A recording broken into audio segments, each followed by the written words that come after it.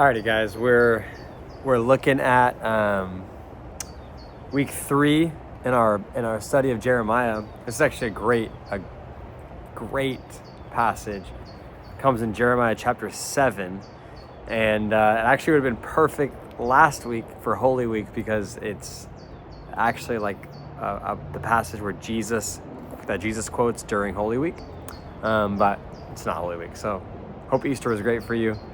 Currently, I'm in Mexico. I'm filming this video a little bit early. Currently, I'm in Mexico with our team. So be praying for us that it would be a great week. Build some homes, have some kids' lives changed. Okay. Chapter 7, Jeremiah chapter 7, starting at verse 1. I'm going to read 11 verses. Here we go. This is the word that came to Jeremiah from the Lord. He said this: stand at the gate of the Lord's house and there proclaim this message. So Jeremiah is standing at the front of the temple, and he preaches this sermon right in front of everybody as the people are coming in to do their temple sacrifices and rituals and all the things. He says this: hear the word of the Lord, all you people of Judah who come through these gates to worship the Lord. Judah is the country that he lives in. Judah and Israel, they're sister nations. This is what the Lord Almighty, the God of Israel, says: reform your ways and your actions, and I will let you live in this place. Do not trust in deceptive words and say, this is the temple of the Lord, the temple of the Lord, the temple of the Lord. If you really change your ways and your actions and deal with each other justly, if you do not oppress the foreigner, the fatherless, or the widow, and do not shed innocent blood in this place, you don't follow other gods to your own harm, then I will let you live in this place, in the land that I gave your ancestors forever and ever. But look, you're trusting in deceptive words that are worthless. They're worthless, he says. Will you steal and murder and commit adultery and perjury?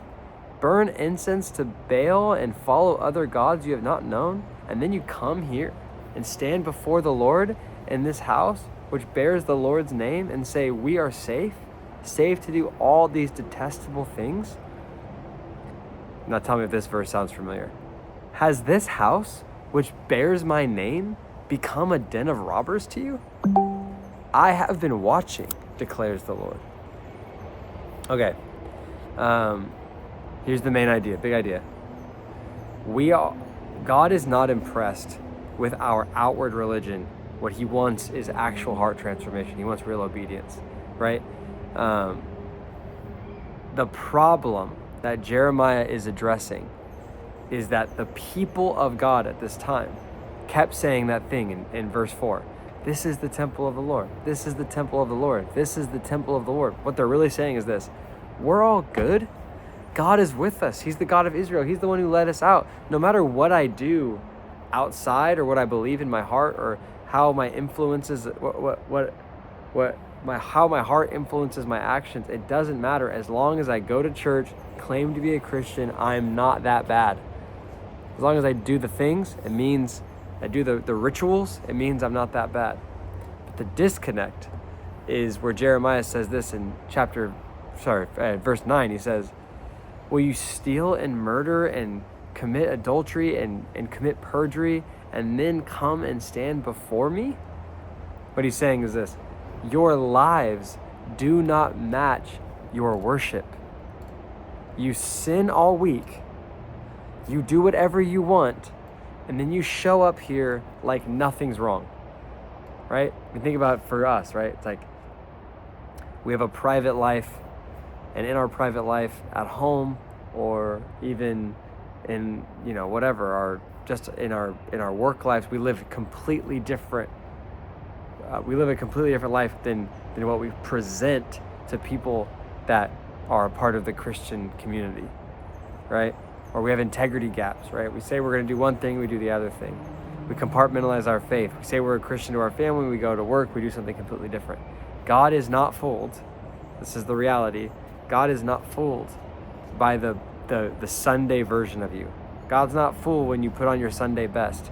God sees you and loves you and wants the most and the best for you in every area of your life.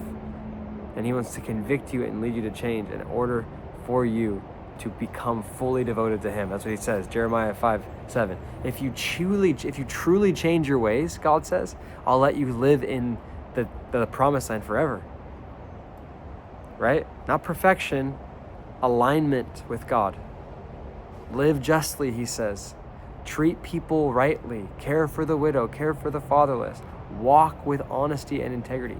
God cares about you. He cares more about your decisions and actions on Monday, Tuesday, Wednesday, Thursday, Friday, and Saturday than the fact that you showed up to church on Sunday. It's just the reality. He cares more about your actions Monday, Tuesday, Wednesday, Thursday, Friday, Saturday, and Sunday than he does that you watched this video of me and you felt a little convicted to go change. He wants you to actually change. He wants you to actually do something with your life. Actually become a follower of Jesus. And then verse 11, has this house become a den of robbers, right? That's Jesus quotes that later on in the temple. When he's flipping all the tables in the temple, and he's saying, my Father's house is supposed to be a house of prayer. You've made it into a den of thieves, into a den of robbers, right? That picture is, and what that shows me is the human condition hasn't changed. From the time of Jeremiah all the way to the time of Jesus, all the way to now, we live in a reality where it's so easy to put on a front and show that we're good Christians, but not live the life that we should live. And the reality is this: when Jesus, and this is the tie back to Jesus, when he flipped the tables on Passion Week, Holy Week, and he died and resurrected and sent his Spirit, what the Spirit of God does for us is it allows us to actually live in alignment with God and his word. You have the ability to do it through the power of the Holy Spirit. So, we don't need more Bible knowledge. It's great to get more. We need more men of integrity who aren't pretending, who aren't living lives that lack integrity. We need guys who honor God with their life, honor God in their families, honor God in their work situations, honor God in their communities, and live lives that are fully devoted to him. Not guys who just have outward religion, say I'm a Christian. That doesn't do anything. What changes the world is when guys say, I want to follow and be obedient to God. I want to be obedient to God. Okay, I'll send you some questions. Pray for me. See you soon.